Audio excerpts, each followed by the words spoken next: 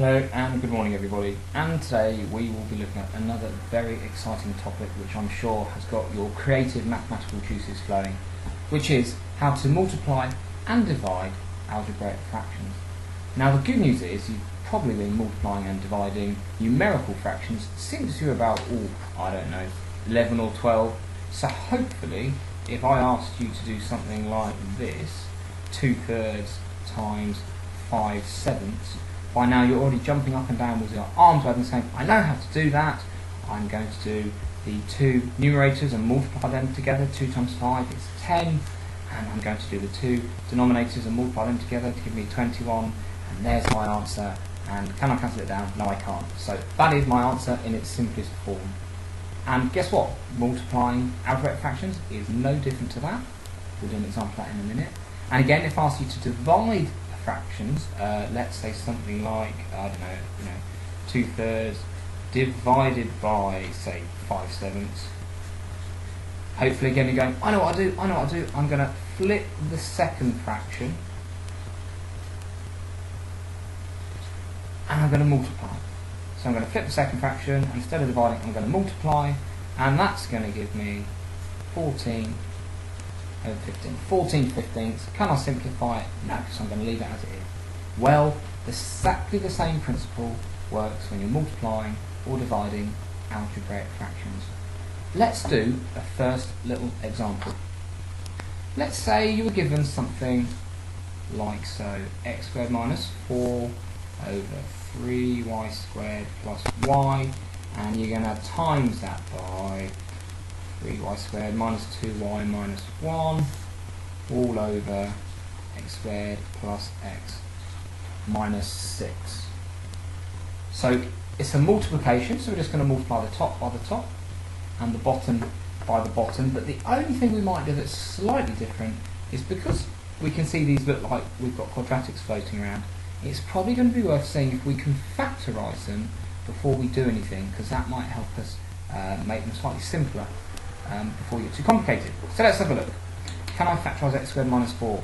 The geniuses amongst you will be going, hang on a minute, that's a square, that's 2 squared, that's the difference of 2 squares. So we can rewrite that as x plus 2, x minus 2. And let's factorise the bottom expression here. It's got a common factor of y.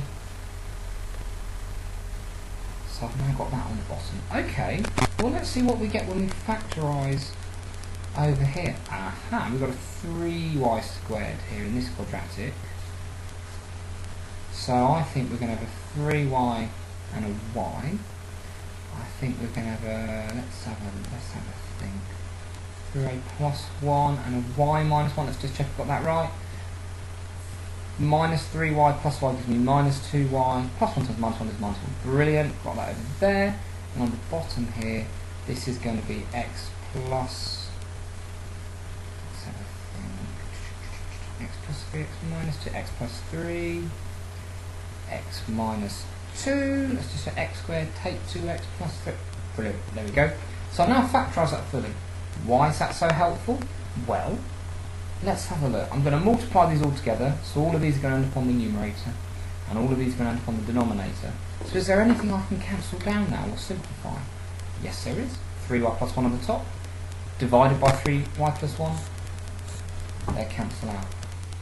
X minus 2 on the top, x minus 2 on the bottom, so they cancel out.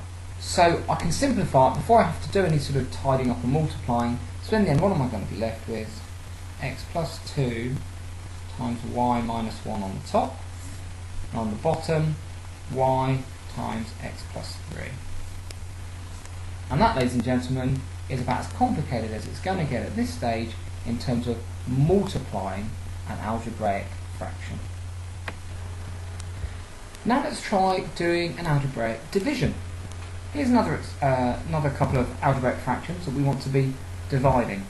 So just as before, we're going to see if there's any kind of factorising we can do to find common factors which we can then cancel out before we start playing about with it too much. And then because it's a division, we're going to take this fraction, we're going to flip it over, and we're going to change the divide to a times. So it doesn't really matter what order we do those in. So let's just start on this.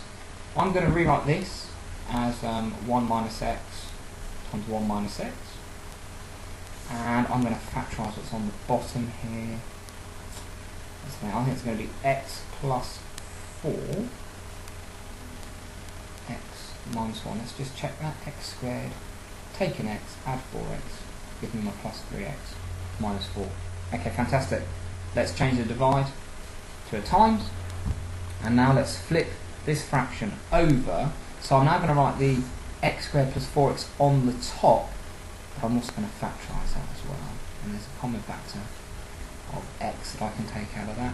And this x squared minus 8x plus 7 I'm now going to write on the bottom on the denominator, but again I'm going to factorise it, and I think that's going to be x minus 1, x minus 7. Let's just check that. Yep, that all works. Now the question is, can we tidy it up at all? Let's take a look. We've got on the top here an x plus 4, and on the bottom here an x plus 4. So let's cancel those things out. Is there anything else we can cancel out? Let's have a look. My brain is now slowly melting. So I'm going to pause the video and have a little think. Aha, brain's kicked into gear. Of course, what we have over here is x minus 1 times x minus 1, which if we were to expand that would give you x squared minus 2x plus 1. If we multiply those together, and actually if you look up here, if you multiply those out together, you would also get x squared minus 2x plus 1. So in fact, these two bits cancel each other out. So actually what am I left with? Just these two bits. So my answer is just x over x minus 7. And that's the really neat bit about being able to do this. You can take something that looks horribly complicated and simplify it, and eventually it ends up looking like something much more manageable like that. So that, ladies and gentlemen, is all you need to be able to do in terms of multiplying and dividing algebraic fractions.